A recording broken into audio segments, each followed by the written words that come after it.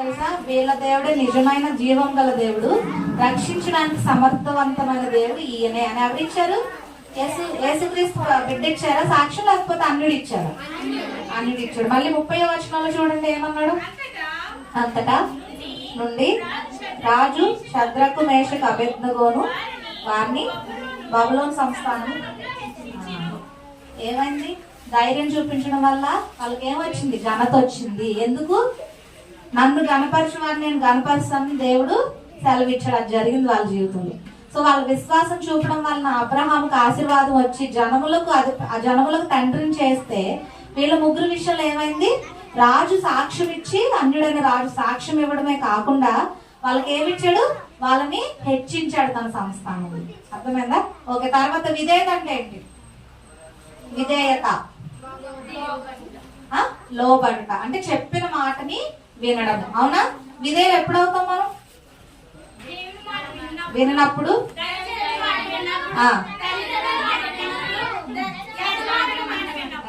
మీరు అన్ని కలిపే సరే అది క్వశ్చన్ తో చెప్పిన సంబంధించిన ఆన్సర్ కాదు అది. అది ఎవరెవరికి మనం విధేయులై ఉండాలి ఆన్సర్. ఓకే. ఇక్కడ ఎవరికి విధేయులు ఎప్పుడవుతాం? ఆయన గురించి వినటం వలన, వేరే చెవిన ఆయన మాట చెవిన పడటం వలన. అవునా? ఇంకా బాధ, శ్రమ వలన. Very good. వీటి వల్ల మనం ఏమవుతామంట? దేవునికి విధేయులుగా ఉంటాము. ఇప్పుడు ఎవరికి విధేయులుగా ఉండాలి మనం? దేవునికి, దైవజనులకి, తల్లిదండ్రులకి, యజమానులు. అంటే మీరు జాబ్ చేస్తే మీ బాస్, లేకపోతే మీ టీచర్స్. అవునా? తర్వాత విధేయత చూపకపోతే ఏమవుతుంది?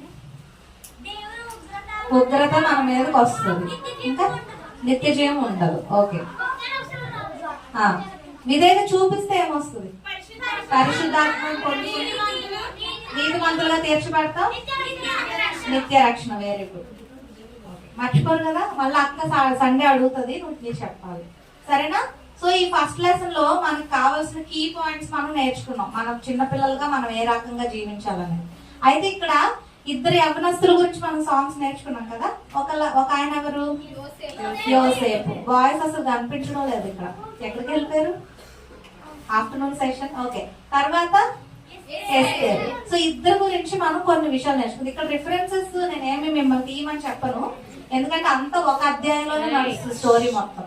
అయితే మీరు ఇక్కడ ఏం వినాలంటే, ఆ యవ్వనస్తులు ముఖ్యంగా వారి గురించి బైబిల్లో రాయబడడానికి వారి యొక్క ప్రవర్తన ఏ విధంగా ఉంది, దేవుని పట్ల విధేయత, విశ్వాసం కలిగి ఏ రకంగా జీవించడం ద్వారా వారు దేవునికి ఇష్టలుగా ఉన్నారు. వారిని దేవుడు హెచ్చించాడు. యోసేపుని ఏం చేశాడు దేవుడు? ఏ విధంగా? రాజు కాదు, నెక్స్ట్ రాజు అంటే ప్రధానమంత్రిగా చేశాడు. మరి అది సామాన్యమైన విషయమా ప్రధానమంత్రి అనేది? ఎస్తేర్ని రాణిగా చేశారు. మరి అంత ఈజీగా అంత మంది ఉంటే యూదుల్లో వీళ్ళిద్దరికి, అంటే వేరు కాలాలు రెండు, కానీ ఎందుకు యోసేపు ఘనత వచ్చింది? 12 మంది అన్నదమ్ములు ఉన్నారు వాళ్ళలో. ఈయన స్పెషల్ గా ఈయన సెలెక్ట్ చేయబడ్డాడు దేవుని చేత. శ్రమలు గుండా వెళ్ళాడు, కానీ ఆయన ప్రధానమంత్రి అయ్యాడు. అలాగే ఎస్తేర్ కూడా చాలా దీన స్థితిలో ఉంది. తన తల్లిదండ్రులు కూడా లేరు. వాళ్ళు చాలా ఏమంటారంటే పూర్ ఫ్యామిలీ అని చెప్పొచ్చు, పేదరికం. అలాంటి ఫ్యామిలీలో నుంచి దేవుడు సెలెక్ట్ చేసి రాజు కుటుంబంలో అంటే రాణిగా చేసి యూదులందరినీ రక్షించే అంతటి ఘనత ఆమెకు దక్కింది. ఏ రకంగా ఇటువంటి ఘనతలు మనకు వస్తాయి అంటే, మనలో కొన్ని లక్షణాలు ఉండాలి. ఆ లక్షణాల వల్ల మనం దేవుని చేత సెలెక్ట్ చేయబడతాం. అయితే వీళ్ళిద్దరు స్టోరీలో ఎటువంటి లక్షణాలు మనం నేర్చుకోవచ్చో ఈ క్లాస్ లో మనం విందాం. సరేనా? అయితే మనకి యోసేపు గురించినటువంటి స్టోరీ ఎక్కడ స్టార్ట్ అవుతుంది అంటే, ఆదికాండం 37వ అధ్యాయం నుంచి మనకి స్టార్ట్ అవుతుంది. అవునా? అయితే ఇక్కడ యోసేపు ఎన్నో కుమారుడు? 11. అవునా? ఈయన ఓన్ బ్రదర్ ఎవరు? బెన్యామిన్ కదా, బెంజమిన్ ఆర్ బెన్యామిన్. సో వీళ్ళిద్దరు ఓన్ బ్రదర్స్. రిమైనింగ్ అంతా కూడా వాళ్ళకి అంటే కజిన్స్ అన్నమాట. అవునా కదా?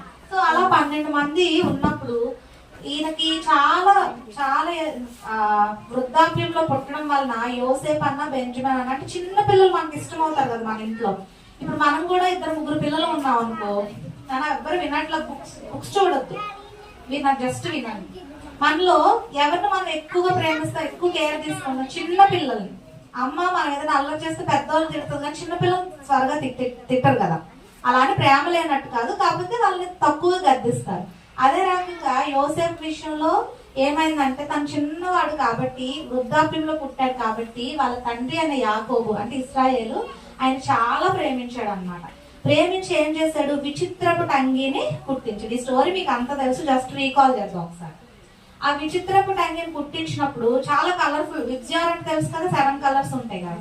సో అలా కలర్ఫుల్ గా పుట్టించినప్పుడు ఏదో చిన్నపిల్లల ఆనందం వేరుంటది, అది చూసుకొని మురిసిపోవడం అలా ఉంటది కదా. సో తను కూడా అలాగే ఉండేవాడు. కాకపోతే వాళ్ళ అన్నదమ్ములకి ఏమైందంటే కొంచెం అసూయ వచ్చింది.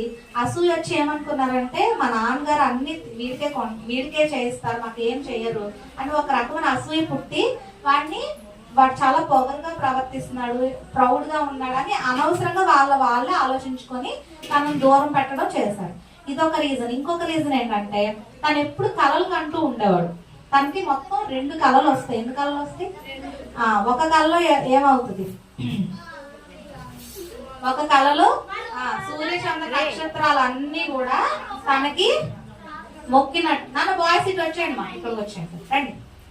ఇలా ముందుకు వచ్చానమ్మా, రే ఇలా ముందుకు వచ్చాను. పర్లేదు రండి, అక్కడ వద్దు, అక్కడ గాలి రాదు మీకు, ఇక్కడ వచ్చేసేయండి. వెనకాల కూర్చోండి, ఓకేనా? నెక్స్ట్ కాల్ ఏమొస్తుంది, పనలు. చేయాలలో పనులు కట్టించుతాం కదా, 11 పనులు ఏం చేసినాయి, 11 ప్లస్ ఈ 2 తల్లిదండ్రులు. ఆయన ఒక్క పన నిల్చుంటే దానికి బోడౌన్ అంటే మొక్కినట్టు పనులన్నీ పడిపోయినట్టు. ఆ పన ముందు ఇలా 2 కళలు వస్తాయి కదా. ఆ కళలు చెప్పినప్పుడు సర్లే చిన్న బాబు కదా ఏంటో సర్లే చెప్తున్నాడులే అని అనుకోకుండా వాళ్ళకి ఆల్రెడీ అసూయ ఉండడం వల్ల ఏంటంటే ప్రతిదీ వాళ్ళు నెగిటివ్ గానే అనుకుంటున్నారు అనమాట. సో మనం కూడా మన అన్నదమ్ములు అక్క చెల్లెలు ఉన్నారనుకున్నానా, ఓన్ గా ఉన్న వాళ్ళే అన్న వినండి, మనకు ఒక్కొక్కసారి చాలా కోపం వస్తుంది, కుళ్ళు వస్తుంది వాళ్ళ మీద. కానీ మీరు ఏం గుర్తు పెట్టుకోవాలి తెలుసా, ఇంట్లో చిన్న పిల్లలు కానీ పెద్దవాళ్ళు కానీ తల్లిదండ్రులతో గుర్తింపు పొందుతున్నారంటే వాళ్ళు ఏదో స్పెషల్ క్వాలిటీ ఉంటది. అర్థమైతే దాన్ని మీరు చూసి ఆహా మా తమ్ముడు ఇలా ప్రవర్తిస్తున్నాడు, మా చెల్లి ఇలా ప్రవర్తిస్తుంది, మా అక్క మన ఇలా ప్రవర్తిస్తున్నాడు, నేను కూడా ఆ రకంగా చెయ్యాలని నేర్చుకోవాలి తప్ప వాళ్ళ మీద మీరు గ్రడ్జ్ అస్సలు పెంచుకోకూడదు. ఓకేనా? సో ఆ రకంగా వెళ్తూ ఉన్నప్పుడు ఏమైందంటే ఈయనలో వీళ్ళ తండ్రి ఆయనకి ఒక పని అప్పగించాడు. ఏం అప్పగించాడంటే 37:14 నేను చదువుతాను. వాళ్ళ తండ్రి ఏమన్నాడంటే, నీవు వెళ్ళి నీ సహోదరుల క్షేమమును మందక్షేమమును తెలుసుకొని నాకు వర్తమానం తెమ్మని అతనితో చెప్పాను. హెబ్రోన్లోకి పంపించాడు. అయితే ఎందుకు యోసేపుకి అది చెప్పాడు అని అంటే ఆయనలో ఒక క్వాలిటీ ఉంది, అదేంటంటే అబ్జర్వేషన్. ఏంటది? అబ్జర్వేషన్ అంటే చాలా పరిశీలిస్తాడు అనమాట. తను ఏ పన్నన్నా చెప్తే వెంటనే ఏం చేస్తాడంటే దానికి విధేయుడు అవడమే కాకుండా అసలు అది ఏంటి, ఎందుకు చెప్పారు, ఏం చేయాలి అనే అబ్జర్వేషన్ స్కిల్స్ అనేవి తనలో ఉన్నాయి. మనం కూడా ఏం చేయాలో తెలుసా, మనకి ఏదైనా ఒక పని చెప్పినప్పుడు అది చేసే ముందు ఇది ఎందుకు చేయాలి, దీన్ని చేయడం వల్ల ఏమొస్తుంది, అసలు ఏముందని మనం పరిశీలించాలి. సో ఈ క్వాలిటీని మనం వినాలి. మనం ఈ క్వాలిటీని యోసేపు నుంచి మనం నేర్చుకోవచ్చు. తర్వాత చెప్పగానే ఏం చేశాడు అతను, వాళ్ళ తండ్రి ఏం చెప్తాడంటే, నీ సహోదరులు శెకెములో మంద మేపుచున్నారు, నిన్ను వారి వద్దకు పంపేదని అన్నాడు. ఫర్ ఎగ్జాంపుల్ ఆ బాబు ఆడుకుంటున్నాడు అనుకోండి, ఆడుకుంటున్నప్పుడు తండ్రి పిలిచి వెళ్ళు అంటే ఎవరైనా మాట వింటారా? నేను ఇప్పుడు వెళ్ళను, నేను ఆడుకోవాలి, నేను పిలవను అని చెప్పడం, లేకపోతే నేను టీవీ చూసుకుని వెళ్ళను అని అంటాం కదా, సహజంగా వస్తుంది. వెంటనే లేచి ఎంతమంది చేస్తారు, మీ అమ్మ నన్ను చెప్పగానే ఎవ్వరు ఉంటారు సహజంగా. ఫస్ట్ ఏమొస్తుంది అంటే నేను ఇప్పుడు వెళ్ళను అంటాం, ఒక 2 మినిట్స్ తర్వాత వెళ్తాం, అంతే కదా. కానీ వెంటనే వింటామా? కానీ ఇక్కడ యోసేపు వాళ్ళ నాన్న చెప్పగానే ఏం చేశాడంటే వాళ్ళ అన్నయ్య వాళ్ళని ఏం చేస్తున్నారు కలవడానికి హెబ్రోన్ లోయలోకి వెళ్ళాడు. అవునా? సో ఇక్కడ మనం ఏం నేర్చుకోవచ్చు ఆయన నుంచి?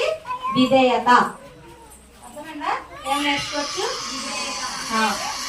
ఫస్ట్ క్వాలిటీ ఏంటి యోసేపులో ఉన్న? ఫస్ట్ క్వాలిటీ పరిశీలన. ఏంటి? అబ్జర్వర్, పరిశీలన. ప్రతిదీ పరిశీలించాలని తెలుసుకుంటాడు, అబ్జర్వేషన్. తర్వాతది ఏం చూసాం? విధేయుడు, విధేయత చూసాం. అవునా? తర్వాత 39వ అధ్యాయంలోకి వచ్చినప్పుడు ఏమవుతుందంటే ఇక్కడ వాళ్ళ అన్నయ్య వాళ్ళు అతని మీద కోపం ఉంచి అతన్ని గుంటలో త్రోసివేసి చంపేద్దామని చూస్తారు. కానీ వాళ్ళు పెద్దన్న అయినటువంటి ఎవరు? పెద్దన్న ఎవరు? ఎవరు చంపొద్దని చెప్తుంది ఎవరు? యూదానా రూపేనా? కన్ఫ్యూజ్ అవ్వద్దు. ఎవరు చెప్పారు గుంటలో త్రోసేస్తే? షూర్?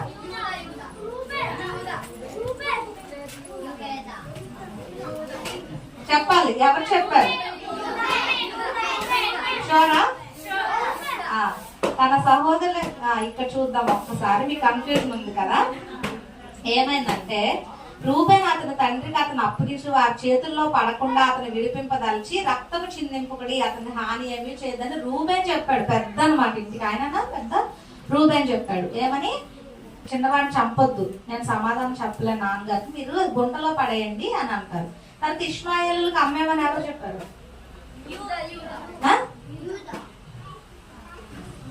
ఇంకా కన్ఫ్యూజనేనా? స్టోరీ విన్నారు కదా. ఎవరు చెప్పారు అమ్మేమని? సరిగ్గా చెప్పాలి. రూబేన్ చెప్పాడు, యోధా చెప్పాడా? రూబేన్ చెప్పి ఎక్కడికో వెళ్తాడు ఆయన పక్కకి, మంచినీళ్ళు తాగడానికో ఏదో తాగడం. వచ్చేలోపు ఏం చేస్తారు? షిమ్యోన్ చంపేద్దాం రా, వీడు వద్దు, మనకు చాలా పీడలా ఉన్నాడంటే అప్పుడు ఏం చేస్తాడు యోధా? వద్దు వద్దు, అన్న చెప్పినట్టు మనం విందాము, వీటిని కావాలంటే ఇష్మాయేలుకి 20 నాణాలకి అమ్మేద్దాము అని చెప్పారు. అవునా? సో ఆ రకంగా అమ్మేస్తారు. ఎవరికి? ఇష్మాయేలీలకి, అన్యులకి. అప్పుడు ఆయన తీసుకొచ్చి ఒక దగ్గర పెడతారు, స్లేవ్ గా ఉంచుతారు. అంటే బానిసగా ఆయన కొనుక్కొని బానిసగా ఉపయోగించుకుంటారు. ఎవరు? పోతీఫర్. ఎవరంటే పోతీఫరు రాజు సంరక్షకుడు. అంటే రాజును సంరక్షించడానికి ఒక సేన ఉంటది, ఒక గ్రూప్ ఆఫ్ పీపుల్ ఉంటారు ఓన్లీ రాజును సంరక్షించడానికి. దానికి ఈయన అధిపతి, సేనాధిపతి అన్నమాట. అంటే కమాండర్ అనుకోండి. చాలా గ్రూప్స్ ఉంటాయి కదా, ఇందులో రాజును సంరక్షించడానికి ఒక గ్రూప్ ఉంటుంది, దానికి సేనాధిపతి అన్నమాట ఈ పోతీఫర్. ఆయన దగ్గరకి ఈయన బానిసగా తెచ్చుకుంటారు. అయితే ఏమైంది? బానిసగా తెచ్చుకున్నప్పుడు చూడండి, 2వ వచనం చదువుతాం. యెహోవా యోసేపుకు 39:2 యెహోవా యోసేపు తోడైనను గనుక అతడు వర్ధిల్లుచు తన యజమానుడు ఐగుప్తీయుని ఇంట నుండెను. పోతీఫర్ ఎవరు? ఐగుప్తీయుడు. అవునా? విగ్రహారాధకుడు కదా. అక్కడ పెట్టి పడేసినప్పుడు బాధపడ్డాడా యోసేపు? అందుకే యెహోవా యోసేపుకు తోడై ఉన్నాడు. అన్నలందరూ ద్వేషించిన, తల్లిదండ్రులు దూషించిన, వట్టి గుంటలో వేసిన, గట్టిగా సొమ్ముకి అమ్మ వేసిన ఎవరున్నారు? ఆయన తోడు దేవుడు ఉన్నాడు అన్నమాట. సో దేవుడు ఉండడం వల్ల ఏమైంది? ఆయనకు ఏమొచ్చింది? వర్ధిల్లడం కారణం. అంటే అభివృద్ధి, ఫ్లరిష్ అవుతా వచ్చాడు అన్నమాట. సో ఏం చెప్పొచ్చు అంటే ఆయన దేవుని కలిగి ఉన్నవాడు అని మనము నేర్చుకోవచ్చు. అవునా? ఏం నేర్చుకోవచ్చు ఆయన నుంచి? దేవుని కలిగి ఉండుట. ఫస్ట్ మనం పరిశీలన అంటే మనం ప్రతిదీ అబ్జర్వ్ చేయాలి, తర్వాత విధేయత చూపించాలి, చెప్పగానే మాట వినాలి. అవునా? మాట విన్నాక అబ్జర్వ్ చేయాలి, తర్వాత దేవుని కలిగి ఉండాలి. మన ప్రతి పనిలో మనం ఏం చేసినా సరే దేవుని అడిగి ప్రార్థన చేసుకొని మనం ఆ పనిని స్టార్ట్ చేయాలి. సరేనా? తర్వాత ఆయనకున్న క్వాలిటీ చూడండి 6వ వచనంలో. ఒక్క నిమిషం. యోసేపు రూపవంతుడు సుందరుడునై ఉండెను. హీ వాజ్ వెరీ హ్యాండ్సమ్ అన్నమాట. మనకు కొంచెం అందం ఉంటేనే మనం చాలా ఎక్కువగా తయారయ్యి బాగా ఎక్స్పోజ్ చేయాలని చూస్తాం కదా. అది కామన్ ఉంటది కదా, ఎవరైనా ఉన్నారు ఈరోజు, ఆడపిల్లని మగపిల్లైనా. అవునా? కానీ ఆయన అంత సౌందర్యవంతుడు, రూపవంతుడు అయినా సరే తను చాలా హంబుల్నెస్ అంటే తగ్గింపు జీవితాన్ని కలిగి ఉన్నాడు. అతనికి ఇక్కడ ఒక శ్రమ వచ్చింది, ఒక ఆపద వచ్చింది. ఏం ఆపద తెలుసా? పాపం చేయడానికి ప్రేరేపించేటటువంటి ఒక శక్తి పనిచేసింది అక్కడ. అయినా సరే ఆ పాపానికి ఆయన లోబడలేదు. అవునా? సో నెక్స్ట్ తర్వాత 48లో చూస్తే, వారు మేము కలకంటివి వాటి భావం చెప్పగల వారు ఎవరు అంటే కళల భావం చెప్పేటటువంటి ఒక వరాన్ని కలిగి ఉన్నాడు ఆయన. ఏముంది ఆయనకి? వరము. మనకు కూడా కొన్ని వరాలు ఇస్తాడు దేవుడు.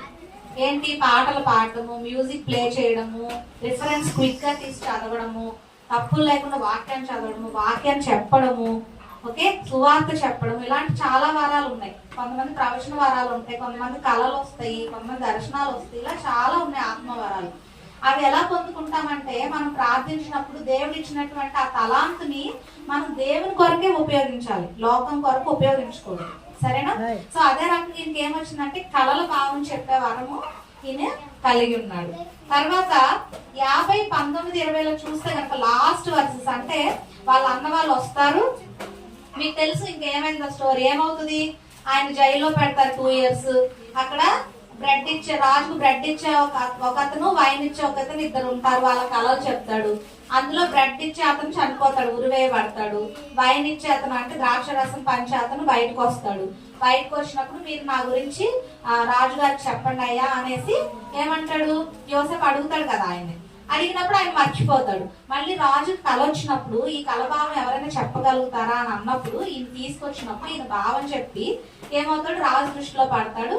ఇంకా ఆ రకంగా ఆయన వృద్ధి పొందుతాడు, ప్రధానమంత్రి అవుతాడు. తర్వాత వాళ్ళ సహోదరులు వస్తారు. ఇలా ఈ స్టోరీ మొత్తం మీకు తెలుసు. వచ్చినప్పుడు వాళ్ళ మీద కక్ష తీర్చుకున్నాడా?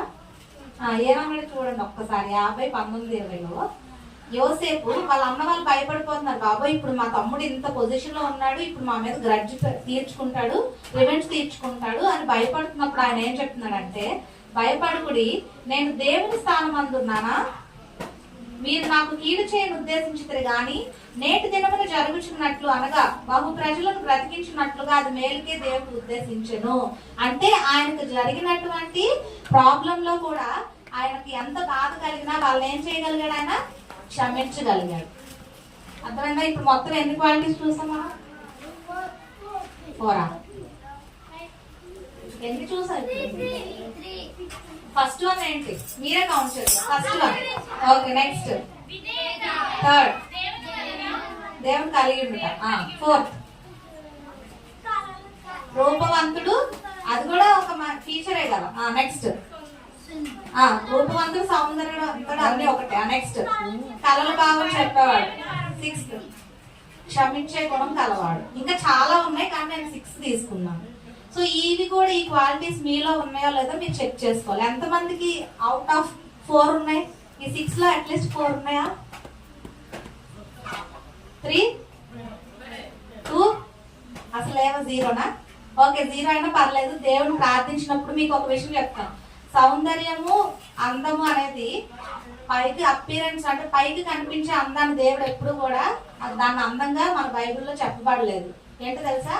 అంత సౌందర్యం అంటే ఆత్మీయ సౌందర్యాన్ని దేవుడు ఇక్కడ వర్ణించడం జరిగింది. అంటే ఎవరైతే ఆత్మీయ సౌందర్యాన్ని కలిగి ఉంటారో వాళ్ళు నిజమైన రూపవంతులు, గుణవంతులు అని బైబిల్లో చెప్పబడి ఉంది. మేబీ ఇక్కడ లిటరల్ గా చూసుకుంటే ఆయన చాలా హ్యాండ్సమ్ అయి ఉండొచ్చు, కానీ ఆత్మీయ అర్థం తీసుకుంటే కనుక అతను దేవుని కలిగి ఉన్నాడు కాబట్టి ఆయన సౌందర్యము, రూపము అంటే ఆ ఫేస్ లో గ్లో అనేది, ఆ ఆత్మీయ సౌందర్యం అనేది మేబీ కనిపించుండొచ్చు. అర్థమైందా? సో ఆ రకంగా ఆయనలో ఉన్న క్యారెక్టరిస్టిక్స్ చూసాం. ఈ క్వాలిటీస్ వల్ల ఆయనకి చాలా ప్రాబ్లమ్స్ వచ్చినప్పుడు ఆయన ఏ విధంగా ప్రతిస్పందించాడు దానికంటే ఆయన రియాక్షన్ ఏంటో ఒకసారి చూద్దాం. మనము ఆదికాండంలో 37:13 చూసుకున్నాం. వాళ్ళ డాడీ పిలిచి ఏం చెప్పారు యోసేపుకి, నువ్వు వెంటనే వెళ్ళి మీ అన్నయ్య వాళ్ళు హెబ్రోన్ లోయలో ఉన్నారు, వెళ్ళి అక్కడ గొర్రెలు ఏ విధంగా కాస్తున్నారో లేదో చూడని పంపించారు కదా. వెంటనే విన్నాడు మాట, సమయం తీసుకున్నాడు, వెంటనే మాట విన్నాడు. అవునా? తర్వాత ఆవిడ ఎవరైతే పోతీఫర్ భార్య ఉంటుందో ఆవిడ ప్రేరేపిస్తుంది పాపం చేయడానికి. అవునా? పాపానికి లొంగాడు ఆయన, టెంప్ట్ అవ్వలేదు. ఆయన ఏం చేశాడు, పాపం నుండి పారిపోయాడు అని యోసేపు గురించి చెప్పబడుతుంది బైబిల్ గ్రంథంలో. ఆయన అంటే పాపం నుంచి పారిపోయాడు. దైవజనులు మనకి ఏమన్నా వాక్యం చెప్పినప్పుడు కూడా యోసేపుతోనే మనల్ని పోలుస్తాడు యవనస్తులు. ఏమనంటే యోసేపు ఏ విధంగా పాపం నుండి పారిపోయాడో మీరు కూడా ఆ పాపం నుంచి పారిపోవాలి. మీకు ఒక విషయం చెప్తాను నాన్న, ఎప్పుడైనా పాపం జరుగుతున్నప్పుడు మన ఎదురుగున్న మన పక్కన అది నన్ను ఏం చేయలేదులే, నేను ఇక్కడే ఉండాలి, ఏం ప్రాబ్లం లేదు, నేను కరెక్ట్ ఉంటే చాలు కదా, ఆ పాపం నన్ను ఏం చేస్తుందని అనుకోకూడదు. మనం అంత శక్తి కలిగిన వాళ్ళు, ఇంద్రియ నిగ్రహం కలిగిన వాళ్ళం కాదు. దేవుడు కృపంగానే అది వస్తుంది. అయితే మనం దాని నుంచి పారిపోవాలన్నమాట.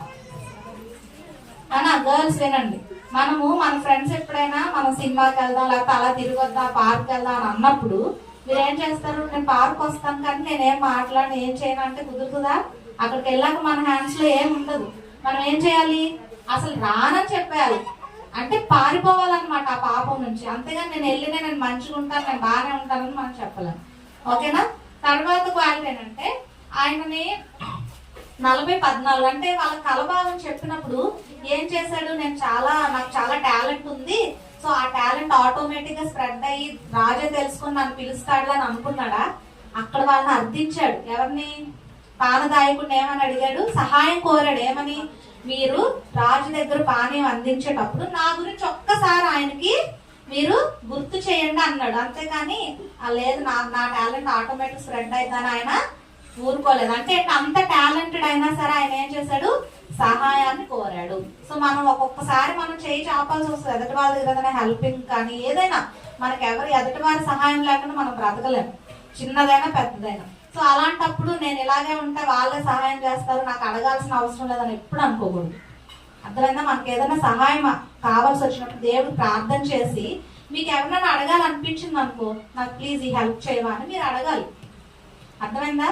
సో అది నేర్చుకోవచ్చు. తర్వాత ఈ 2 సంవత్సరాలు అయిపోయింది, 2 సంవత్సరాలు పట్టింది ఆయనకి పానదాయకుడికి గుర్తు రావడానికి. ఎన్ని ఇయర్స్ పట్టింది? మరే దేవుడు చేయాలనుకుంటే వెంటనే చేయకూడదా? ఆ కళ జరిగిన ఇమీడియట్ గా నెక్స్ట్ డే చెప్పొచ్చు కదా. పానదాయకుడు ఎందుకు చెప్పలేదు తెలుసా? ఆయన కావాలని చెప్పకపోవడం కాదు, ఆయనకు మరుపిచ్చాడు దేవుడు. ఏమిచ్చాడు? ఎందుకంటే అసలు నిజంగా యోసేపు నా బిడ్డేనా, నన్ను ఆయన కనపరుస్తాడా లేదా, నాకు విధేయుడై ఉంటాడా లేదా, ఇప్పుడు ఈ పని జరగకపోవడం వల్ల నన్ను దూషిస్తాడా ద్వేషిస్తాడని దేవుడు ఆయనకి టెస్ట్ చేశాడు. ఏం చేశాడు? అంటే దేవుని బిడ్డలకి ఒక పీరియడ్ ఉంటది, టెస్టింగ్ పీరియడ్ అని ఉంటది. అర్థమైందా నాన్న? మనకి ఏదైనా మనము అప్లై చేస్తాం అనుకోండి జాబ్ కి, లేకపోతే ఏదైనా సీట్ రావడానికి, అది రాదు ఒక్కొక్కసారి. అప్పుడు మనం ఏమంటామంటే వేస్ట్, దేవుడిని ఎంత అడిగినా. అఫ్కోర్స్ నేను అలా చాలా సార్లు అన్నాను దేవుడిని, అలా మనం అంటాం అజ్ఞానంతో. అయినప్పటికీ దేవుడు నమ్మదగిన వాడు, నీతిమంతుడు కనుక ఏం చేస్తాడు తెలుసా, మనకు సహాయం చేస్తాడు. అయితే ఇలాంటి వ్యక్తులకి, ఇంత గొప్ప వ్యక్తులకి ఏమవుతుందంటే టెస్టింగ్ పీరియడ్ ఏం సమాధానం ఉండదు. మరి 2 years వెయిట్ చేశాడా, లేకపోతే దేవుడు దూషించాడా? నేను నమ్ముకున్నాను తండ్రి, మా అన్నదమ్ములు నన్ను గుంట్లో పడేశారు, మళ్ళీ జైల్లోనూ పడేశారు, ఏంటి నా జీవితం, ఎందుకు వచ్చిన జీవితం అనేసి ఏమన్నా దూషించాడు దేవుణ్ణి? మనం దూషించవచ్చు అలాగా? పిల్లలు ఇటు మనం అలా దేవుని దూషించవచ్చా?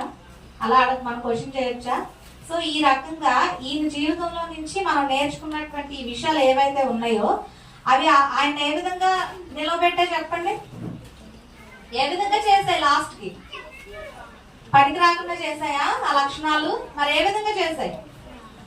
ప్రధాన మంత్రిగా నిలవబెట్ట. అది కూడా ఆయన ఓన్ దేశంలో కాదు, ఎక్కడ? అన్య దేశంలో. ఐగుప్తుకు వెళ్ళి ప్రధానమంత్రి అవ్వడం అనేది నీ మామూలు విషయం. అది నీ చేతిలో నా చేతిలో ఏమి ఉంటుందా? ఉండదు. అది దేవుడి చేతిలోనే ఉంటది. అర్థమైందా నాన్న? సో మనం యోసేపు స్టోరీ నుంచి ఈ లక్షణాలు మనం నేర్చుకోవచ్చు. తర్వాత ఎస్తేర్ లక్షణాలు కూడా చూసి మనం కంప్లీట్ చేసుకున్నాం. ఓకేనా? ఇప్పుడు చూడండి, ఎస్తేర్ చాప్టర్ ఎక్కడుంది? ఎవరు చెప్తారా? దేని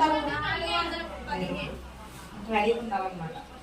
ఓకే, 415 కదా. సో ఇక్కడ ఎస్తేర్ ఉన్నటువంటి క్వాలిటీస్ చూడండి.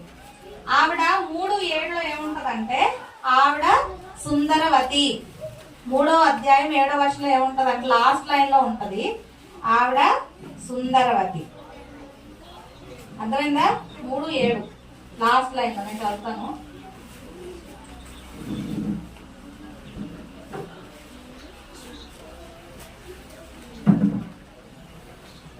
ఓకే సర్లే. ఓకే, నెక్స్ట్ ఆవిడ తగు మాత్రపు అలంకరణ కోరదగింది. అంటే ఆవిడకి సెలెక్ట్ అయిపోయినాక, రాణిగా అయిపోయినాక రాజుగారిని కలవాలంటే వాళ్ళు అలంకరించుకొని వెళ్ళాలి. నాన్న ఆ రోజుల్లో రాజుగారి దగ్గరికి ఎలా పడితే అలా వెళ్ళకూడదు, అలంకరించుకొని చాలా అందంగా అలంకరించుకొని వెళ్ళాలి. అప్పుడు కూడా రాజు ఏం చేస్తాడంటే ఒక దండాన్ని చూపిస్తాడు, రాజు దండాన్ని. అంటే నేను నీతో మాట్లాడడానికి ఇష్టపడుతున్నాను, అది చూపించలేదు అనుకో ఇంకా ఆవిడతో మాట్లాడటం. అలా చాలా మంది రాణులు ఉంటారు రాజుకి. ఆ రాణుల్లో ఆయన కలవాలి అన్నప్పుడు ఆవిడ సుందరంగా అలంకరించుకొని వెళ్ళాలి. అయితే ఈమె ఎలా వెళ్తుందో తెలుసా?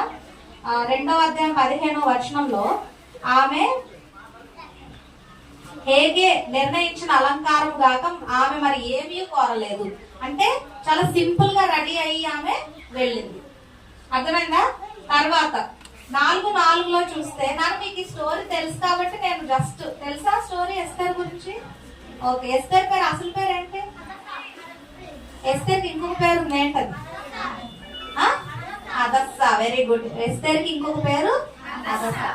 వాళ్ళ కజిన్ ఎవరు? యాక్చువల్గా ఆయన కజిన్ బ్రదర్, కానీ మనకి పిన్న తండ్రి అని అంటారు. ఎందుకంటే ఆమె అక్కడ మన బైబిల్ ఏముందంటే ఎస్తేర్ ని కూతురిగా ఆయన పెంచాడు అని ఉంటది అనమాట. అందుకని పిన్న తండ్రి అని పాడాం మనం కూడా. సాంగ్ లో. సో ఎవరు ఆయన? ఎవరు? మొద్దకాయ. ఓకే. ఆ రాజు పేరు ఏంటి? ఏ సంస్థానాధిపతి ఆయన?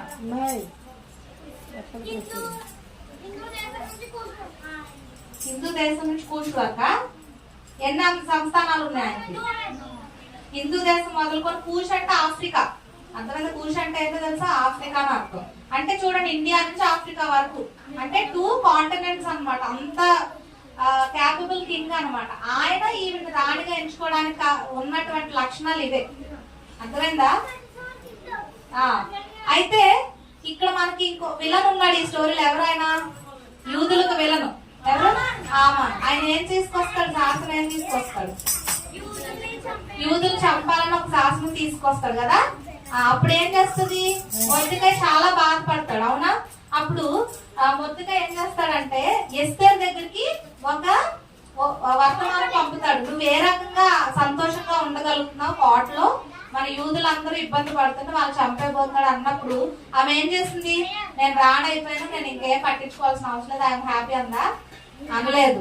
ఏమంటే తెలుసా? 4:4లో 4వ అధ్యాయం 4వ వచనంలో ఏమంటదంటే, ఎస్తేర్ యొక్క పనికర్తలు ఆమె దగ్గర నుంచి షండులు వచ్చి జరిగిన దానికి ఆమె తెలియజేయగా ఆమె గొప్ప మనోవిచారం కలిగినదై ఉంటది. మనోవిచారం అంటే బాధపడుతూ ఉంటది అన్నమాట. అర్థమైందా? ఇంకొక 5 minutes లో నేను ఫినిష్ చేస్తాను. మీరు అలర్ట్ గా ఉండాలి. క్వశ్చన్స్ అన్ని ఇందులో వస్తాయి. ఓకే. సో ఆ మనోవిచారం కలిగిందా ఏం చేస్తుంది తెలుసా? వాళ్ళ పనికర్తలు ఆవిడ పక్కన ఉన్న ఎవరైతే ఉన్నారో వారందరికి షండుతో ఒకటి వర్తమానం పంపుతుంది. ఏమనంటే, మనము ఉపవాస ప్రార్థన చేద్దాము. ఏంటి? ఎందుకని ఉపవాస ప్రార్థన? మామూలు ప్రార్థన చేయొచ్చు కదా. చెప్పాలి తొందరగా. ఎందుకు ఆమె ఉపవాస ప్రార్థన సెలెక్ట్ చేసుకుంది? నీవు పోయి షూషన్ నందు కనబడిన యూదులందరినీ సమాజ మందిరం సమకూర్చి నా నిమిత్తం ఉపవాసం ఉండి 3 దినముల అన్నపానములు చేయకుండుడి అని చెప్పింది. ఎందుకని? ఉపవాస ప్రార్థనలో అంత శక్తి ఉంది. నార్మల్ గా ప్రార్థన చేయొచ్చు కదా. మనం తినేసి ప్రార్థన చేసినప్పుడు మన శరీరం ఏం కోరుకుంటుంది తెలుసా? రెస్ట్ కోరుకుంటుంది. కానీ ఎప్పుడైతే ఉపవాసం ఉంటావో శరీరం అనేది చాలా ఏమంటారు, దీనస్థితికి వెళ్తుంది. అవునా? తగ్గింపు అనమాట. అంటే శారీరకంగా తగ్గించుకున్నాం మనము, అట్ ద సేమ్ టైం మానసికంగా కూడా మనం తగ్గించుకొని మనం దేవుని కొనియాడినప్పుడు, ప్రార్థించినప్పుడు అది చాలా శక్తివంతమైనదని ఆమె నమ్మి ఆమె ఏం చేసింది? ఉపవాస ప్రార్థనా శక్తిని తెలుసుకోనగలిగి ఉంది. అవునా? అయితే తను ఏం చేసింది? తన వారి వరకు కావాలంటే తన ప్రాణం కూడా పెట్టడానికి తను రెడీ అయింది. అవునా కదా? తను ఇప్పుడు వెళ్తుంది రాజు దగ్గరికి. ఆ కన్వే చేసినప్పుడు సరిగ్గా కన్వే చేయలేదు అనుకోండి, రాజు ఏమైనా చేయొచ్చు, ఆగ్రహానికి ఏమైనా అవ్వచ్చు. అవునా? ఇప్పుడు వస్తి అనే రాణినే పక్కకు పెట్టేశాడు రాజు. ఎందుకని? నా వచ్చిన సంస్థానంలో ఉన్న అందరికి నిన్ను నువ్వు కనపరుచుకో అంటే వస్తి రాణి నాకు ఇష్టం లేదు అన్న. అందులో తప్పే ఉంది యాక్చువల్ గా. అంతమందికి నేను ఎందుకులే నన్ను చూపించుకోవడం అని ఆ ఉద్దేశం అయి ఉండొచ్చు. కానీ రాజు చెప్పిన మాట రాణి వినకపోవడం వల్ల ఆమె ప్లేస్ లోనే ఇంకొకరిని తీసుకొచ్చి రాజు పెట్టాడు. మరి అలాంటి అతను ఏమైనా చేయొచ్చు. అయినా సరే తను భయపడకుండా దేవుడు నాతో ఉన్నాడు అని నమ్మి ఏం చేసింది? ఆమె ముందుకి ఏమైంది? వెళ్ళింది. తర్వాత అయితే రాజు దగ్గరకు వచ్చి, మరి రాజు భార్య అయినప్పుడు, ఫర్ ఎగ్జాంపుల్ మీ మదర్ ఉన్నారు, మీ నాన్నగారితో ఫ్రీగా మాట్లాడతారా? భయపడుతూ మాట్లాడతారు. ఏదైనా మనదేమన్నా కావాలనుకోండి, ఇమీడియట్ గా ఇదిగో మీరు వెళ్ళి తీసుకురండి, మన అమ్మాయి కోరుతుంది, మన అబ్బాయి కావాలని అంటది. కానీ నేను మీతో ఒక విషయం చెప్పాలనుకుంటున్నాను, అది మీరు ఒప్పుకుంటారా? మీరు చాలా గొప్పవారు అని చెప్తుందా? ఎవరైనా ఉన్నారు ఇక్కడ అలా చెప్తా? అమ్మలు ఎవ్వరు చెప్పరు. నేను వెళ్ళా తీసుకురా అందరికి. కొంతమంది అయితే అలా కూడా అంటారు కదా. కానీ ఇక్కడ ఈవిడ భార్య అయినా సరే వచ్చేసి, రాజుగారు మీరు నాకు ఒక ఫేవర్ చేయాలండి, అదేం అడగలేదు. ఆయన ఎలా పొగిడిందో ఒక్కసారి చూసి మనం ఫినిష్ చేద్దామే. చూడండి 7వ అధ్యాయం ఎస్తేర్ 7:3 వచనం. చూడండి. అప్పుడు రాజా, నీ దృష్టికి నేను దయ పొందిన దానమైన ఎడల రాజువైన తమకు సమ్మతి అయితే నా విజ్ఞాపనను బట్టి, నా ప్రాణమును, నా మనవిని బట్టి నా జనులను మాకు అనుగ్రహింపబడుదురు. చూసారా? ఇక్కడ చూడండి ఒకసారి వర్షనాన్ని. మనం అందరూ వినాలి. ఇక్కడ ఆవిడ ఎన్ని చెప్పిందో చూడండి. ఏమందంటే నీ దృష్టికి నేను దయ పొందిన దానని అయితే, అర్థమైందా? ఫస్ట్ ఎలా కన్వే చేస్తున్నామే, మీకు నా మీద దయ ఉంటే గనక, ఇప్పుడు ఆయన దయ ఉంది చెప్పు అని అనాలన్నమాట. అర్థమైందా? తర్వాత రాజు అయిన తమకు సమ్మతి అయితే, అంటే మీరు పర్మిషన్ ఇస్తే ఇచ్చాను చెప్పు, అంతే కదా. అంతేగా చెప్పుకుంటే వెళ్ళిపోవడం కదా. ఫస్ట్ ఏమంటది, మీరు నా పైన దయ చూపిస్తారా అంది. ఆయన మేబీ దయ చూపిస్తాను అని అనొచ్చు. నెక్స్ట్ ఏమంది, మీ పర్మిషన్ ఇస్తే పర్మిషన్ ఇచ్చాను చెప్పు అన్నాడు. తర్వాత నా విజ్ఞాపనను బట్టి నేను మీకు ఒక రిక్వెస్ట్ చేస్తున్నాను. ఏం రిక్వెస్ట్? నా ప్రాణమును, అంటే నేను మిమ్మల్ని రిక్వెస్ట్ చేస్తున్న బాబు కూర్చోవాలి. నేను మిమ్మల్ని రిక్వెస్ట్ చేస్తున్న ఆ వేని బట్టి, ఆ పద్ధతిని బట్టి నా ప్రాణాన్ని, తర్వాత నా మనవిని బట్టి నా జనులను, అంటే నేను మీకు విన్నవించుకుంటున్న యొక్క విధానాన్ని బట్టి నా జనులను నాకు అనుగ్రహించండి అని ప్రార్థించింది. ఇలా మన అమ్మ వాళ్ళు అడుగుతారా? నాన్న వాళ్ళని అడుగుతారా? మీకు సమ్మతి అయితే, మీ దయ పొందితే మన అమ్మాయికి ఒక బిస్కెట్ తాగుతాడని అంటారా? చెప్పండి, అనరు కదా. అంటే ఎలా విన్నవించాలి, ఒక కష్టతరమైన విషయాన్ని ఏ రకంగా కన్వే చేయాలి. ఆయన హస్బెండ్ అయినా సరే ఆ చొరవ తీసుకోలేదు ఆవిడ, అవునా? సో అంత వినయ విధేయతలు కలిగినటువంటి ఒక యవ్వనస్తురాలు. అఫ్ కోర్స్ ఆ మ్యారేజ్ అయింది, బట్ ముందు యవ్వనస్తులు, చిన్న వయసు అయి ఉండొచ్చు ఆమె. అలాంటి క్వాలిటీస్ ఉన్నది కాబట్టి దేవుడు ఆమెని సెలెక్ట్ చేసుకుని ఎక్కడొచ్చాడు. తర్వాత లాస్ట్ అధ్యాయంకి రండి, వాళ్ళ పొజిషన్ ఎలా మారిపోయిందో చూద్దాం. ఎవరిది? మొర్దెకాయిది, యూదులది, ఈవెన్ ఆవిడది కూడా. చూడండి, నేను చదువుతాను. 10వ అధ్యాయం.